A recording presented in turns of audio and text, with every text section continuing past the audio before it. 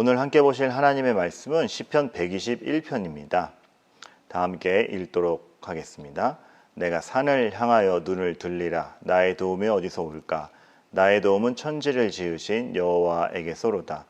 여호와께서 너를 실족하지 아니하게 하시며 너를 지키시는 이가 졸지 아니하시리로다.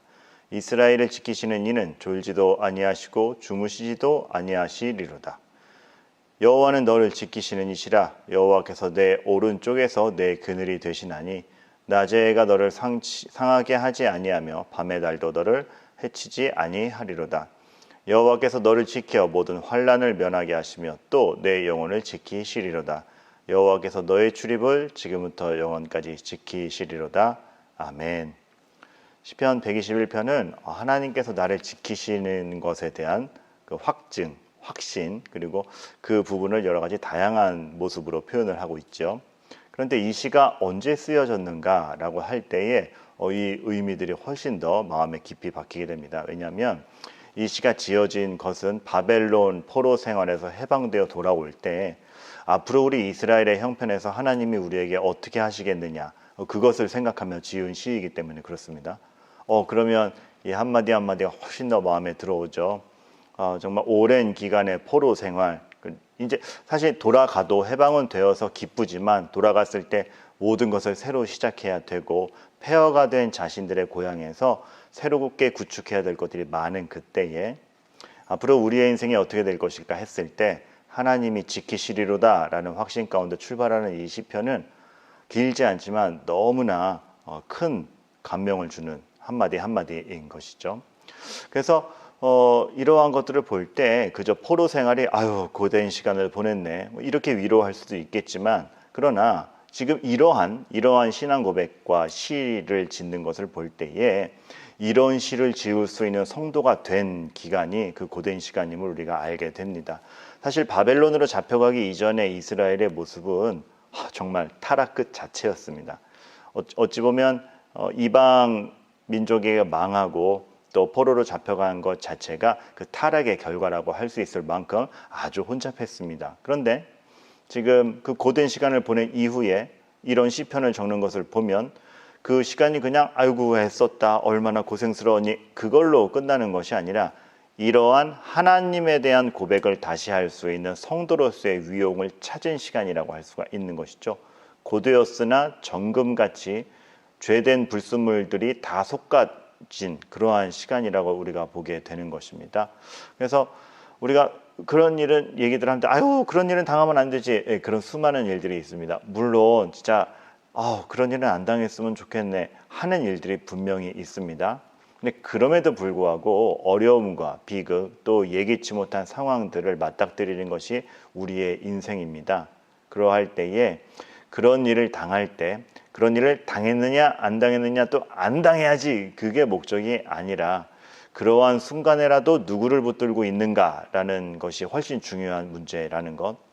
고된 기간을 보내고 왔지만 물론 그 고된 기간이 없었으면 또 좋았겠지만 그리고 그 고된 시간을 보낸 이들의 고통을 우리가 감히 짐작할 수 없지만 더욱 중요한 것은 그러한 고된 기간을 당했느냐 안 당했느냐 피해가느냐의 문제가 아니라 그 순간에도 움직이시는 하나님, 그리고 우리가 그러한 순간에 누구를 붙들고 있는가, 그래서 어떠한 성도로서 정결하게 되어가고 있는가가 훨씬 중요한 문제라는 걸 우리가 먼저 보게 되는 것입니다.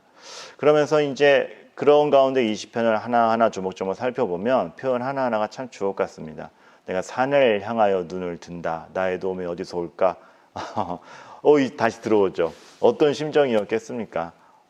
이제 해방은 됐는데 어디서 도움이 올까라고 했을 때 여기서 산을 향하여 눈을 든다라는 그 산은 무엇이냐면 절대 무너지지 않을 것 같은 권력을 뜻합니다. 산이 쉽사리 없어지지 않지 않습니까? 늘 거기 있고 언제 봐도 거기 있고 변함없이 한 자리에 머무르는 게 산입니다. 절대 무너지지 않을 것 같은 권력을 뜻하는 것이죠. 혹은 이렇게도 해석이 될 수 있습니다. 대개 그 당시에 어떤 말하자면 신전들이 산 위에 있었기 때문에 눈을 들어 다 산을 보았을 때 많은 그 신전으로 세워진 우상신들의 모습이 산 위에 있었던 그 광경, 그거를 유추해 볼 수가 있는 것이죠. 어느 것이든 간에 지금 이 시편 기자는 눈에 직감되는 힘들이 있는 겁니다. 저렇게 위용이 굳센 나라들이 있고 권세 잡은 자들이 있고 이런 우상신들이 있는데 얘네들이 눈에 들어오고 얘네들로 말미암아 세상이 마치 돌아가는 것처럼 지금 세상을 움직이고 있는데 나의 도움은 진정 어디서 올고 다 아니라 하나님뿐이라는 것을 고백을 하는 것이죠. 그렇게 봤을 때 여러분 이 말씀이 정말 새롭게 들어오죠. 태초에 하나님이 천지를 창조하시니라. 눈을 들어 산을 보았다. 그 산의 모든 갖추어진 것들, 이 세상의 구성물들을 볼 때 나의 도움이 어디서 올고? 근데 그것을 만든 이가 누군가? 아무리 변함없는 것 같은 위용으로 서 있는 산이라 할지라도 그것을 만드신 이가 하나님이라는 걸 아는 순간 누구를 의지해야 되는가? 답이 딱 나오죠. 우리는 창세기 1장을 그저 신화로 읽지 않습니다. 태초에 하나님이 천지를 창조하셨다. 그렇기 때문에 모든 피조물들 내 눈에 지금 직관적으로 목격되는 그 어떤 것보다 이것을 만드신 하나님이 정말 정점에 계신 겁니다. 그 하나님을 아버지라 부를 수 있으니 나의 도움이 어디서 올까? 그 하나님께로부터입니다. 하나님이 여전히 내 하나님이요 아버지라는 것에서 어떠한 권세보다 어떠한 위력적인 것보다 눈에 직감적으로 들어오는 저걸 의지해야 되나 저걸 의지해야 되나 그 어떤 힘보다도 우리는 하나님께 집중을 할 수 있게 되는 것이죠. 그러한 가운데 시편 기자는 이렇게 얘기를 합니다. 그 하나님이 우리 편인 건 맞다. 내가 그 지킴을 확신한다. 그런데 어떻게? 지켜주는 뭐야? 무엇을 지켜주는 것인가? 질문을 해보게 될 때 답을 하고 있죠. 이 질문 중요합니다. 우리도 많은 사람들이 뭔가를 지켜내고 있고 교육시키는 방법이 있습니다. 근데 무엇으로부터의 지킴입니까? 너 공부 못하지 않는 아이로 내가 만들고 말겠어. 그러니까 성적이 떨어지지 않음으로 지킴입니까? 내가 널 돈 없이 살지 않게 하겠어. 그게 가난해지지 않는 걸로부터의 지킴입니까? 사실 누군가 힘이 있는 자는 무엇을 지켜낼 수 있습니다. 문제는 무엇을 지켜주는 것인가죠. 어떤 모양으로 어떤 목표를 갖고 어떤 지킴을 하느냐가 중요한 것입니다. 하나님은 그냥 우리를 지켜준다고 했어요. 오냐 아무런 어려움도 안 생기게 해줄게, 고생도 안 하게 해줄게. 그런 종류의 지킴이 아닙니다. 훨씬 고급지죠. 시편 기자는 무엇이라고 표현합니까? 실족지 않게 지켜줌입니다.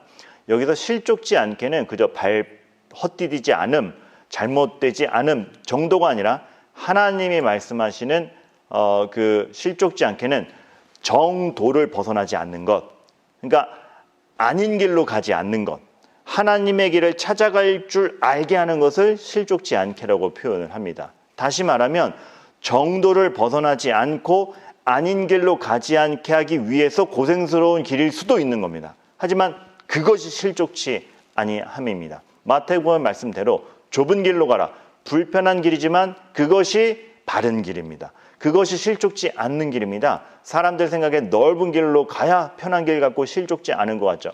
하나님의 개념에서는 실족지 않는다라는 것은 그저 발 한번 헛디디지 않고 잘 가게 해줄게, 이 개념 넘어서서 정도를 벗어나지 않게 하나님의 진리의 길을 찾아가게 해줄게 라는 뜻인 것이죠. 그 잠언에 보면 게으름에 대해서 굉장히 많이 얘기합니다. 근데 그 게으름이라는 게 단지 우리가 알고 있는 느리고 나태하고 일 안 하고 그것으로 정의되지 않습니다. 하나님을 기준에 두고 정의됩니다. 그래서 굉장히 부지런히 움직이고 있는데도 그것이 하나님을 향하여 움직이고 있지 않으면 게으름으로 정의합니다. 그것이 성경의 개념들입니다. 마찬가지로 지금 우리가 여기서 보는 실족도 그저 나 한 번도 안 디디고 내가 얼마나 똑바로 가는 줄 알아? 난 발빠르게가, 이런 개념이 아니라 하나님을 향하지 않는 발걸음은 다 실족인 겁니다.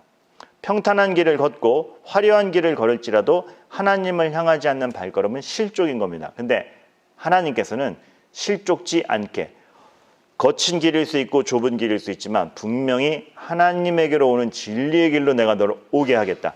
죄의 길, 아닌 길로는 절대 가지 않게 하겠다라는 그 지킴. 시편 기자는 하나님이 본인들에게 그럴 것을 확신하고 있는 것이죠. 이렇게 할 때 우리는 한번 생각해 봅니다. 나는 맞다고 생각하지만 하나님의 길이 아닌 것. 우리 내가 맞다고 생각하기 때문에 진짜 굉장히 확신 있게 갈 수 있고 고집 있게 갈 수 있습니다. 그러나 하나님의 길이 아닌 것일 수 있습니다.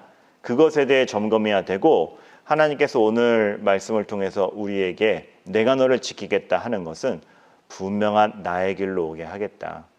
네가 확신 있게 달려가다가 나중에 허무함을 깨닫지 않도록 어느 길로 가든 그것이 하나님에게 맞는 길일 수 있도록 내가 너를 지키겠다. 그런 뜻이 있는 것이죠. 그러한 지킴이 4절 졸지도 아니하시고 주무시지도 아니하시리라는, 사실 이 고백을 하기가 힘들었을 겁니다. 왜냐하면 이 시를 지은 이는 굉장히 오랫동안 종살이 포로로 잡혀간 삶을 살았기 때문입니다. 그런데 확신하는 겁니다. 그 시간도 바벨론 포로 상황에서도 하나님은 움직이셨다. 졸지도 않고 주무시지도 아니하시고 우리를 지켜내셨다. 헛된 시간은 없었고 이제 해방되어 우리가 고향으로 돌아갈 때에 그 하나님을 의지하고 의뢰하고 하나님의 뜻에 맞게 나아가고자 할 때 우리는 진짜 참된 나라로 설 수 있게 될 것이다. 이전과는 전혀 다른 관점으로 이 사람들이 고백을 하고 있는 걸 보게 되는 것입니다. 그러면서 하나님이 얼마나 면밀히 지켜주실까를 낮에 해가 나를 상치 못하고 밤의 달도 나를 해를 주지 못한다라는 표현을 합니다. 근데 이 표현 참 아이러니한 표현입니다. 해와 달은 있으면 좋은 거 아닙니까? 그런데 우리는 이것을 알아야 됩니다. 내가 장담하는 것, 정말 해 비춰줘야지, 밤에 얼마나 깜깜한데 달빛이 있어야지, 그러니까 좋을 것이라고만 생각하는 게 오히려 나에게 해를 입힐 수 있다는 것. 실제로 사막에 사는 사람들의 증언에서는 달빛이 몸을 상하게 하는 경우가 있다라고들 그런 문헌들이 있지요. 참 모를 일인 겁니다. 내가 유익이 될 거라고 내가 당연시 받아들이는, 내가 장담하는 것들도 나에게 해가 될 수 있구나 모르는 겁니다. 그것이 인생입니다. 그런데 그러한 인생 가운데에서 무엇 하나도 사실은 내가 장담할 수 없는 상황에서도 하나님은 나를 해를 입지 않도록 지켜주시는 분이다. 그만큼이나 하나님께서는 모든 것을 주관하시는 분이고 다스리시는 분이다. 시편 기자는 고백하고 있는 겁니다. 시편은 여러분들이 읽으면 사실 확 들어오는 개념이 없습니다. 왜냐하면 이렇게 해봐, 이렇게 해봐, 이렇게 하면 된다? 그럼 방법론이 없기 때문에 그렇습니다. 그런데 그만큼이나 이 시편 기자들은 온갖 것을 겪고 난 다음에 우리에게 진정 필요한 게 무엇이냐라고 했을 때 하나님이 누군지를 아는 것, 하나님이 우리를 지키고 있다라는 사실에서 모든 것이 출발한다를 너무나 극명하게 체감을 한 것입니다. 그렇기 때문에 어떠한 방법론보다도 항상 이것에 대한 집중, 또 이것을 고백하는 것이 시편에 나오는 것이고, 사실 이 시편을 읽으면서 우리가 오히려 감흥이 없고 뭐 이렇게 좀 실용적이고 실천적인 게 없어라고 느껴진다면 우리는 그만큼 하나님을 허상으로 여긴다라는 것이죠. 하나님을 알아가고 하나님이 누군지 정말 내가 고백하는 것을 실질적으로 여기지 않기 때문에 이 내용들이 실전적으로 다가오지 않는 것입니다. 사실은 우리가 나에게 필요한 누구 한 명 소개해 준다 그러면 나 꼭 만나게 해줘. 굉장히 실전적으로 생각하게 되죠. 근데 우리가 하나님을 아는 것에 있어서는 그렇게 실전적으로 생각하지 않습니다. 그만큼 하나님을 사실은 내 삶의 절대적인 존재로 여기지 않는 것 아닌가. 시편은 그러한 우리의 모든 감각을 바른 길로 돌려주지요. 하나님께서는 오늘도 여러분을 실족지 않게 하십니다. 그것이 아무런 고생도 안 할 거야가 아니라 그 길이 정말 하나님의 정도를 걷게 하는 길이니 믿고 따라와라. 담대하게 요청하실 것입니다. 힘내시는 하루 되기를 바라겠고, 이러한 하나님, 정말 여러분을 위하시는 하나님에 대해서 확신하시기 바랍니다. 기도하겠습니다. 하나님 아버지, 포로 생활을 끝내고 돌아가는 이들의 탄식과 같은 그러나 소망적인 고백, 하나님이 나를 지키시리로다. 그것을 우리도 나의 신앙 안에서, 나의 삶 안에서 분명하게 담아낼 수 있도록 주님 인도하여 주시옵소서. 예수 그리스도의 이름으로 기도하옵나이다. 아멘. 공동의 기도 제목으로 함께 기도하신 후 개인 기도의 시간으로 나아가도록 하겠습니다.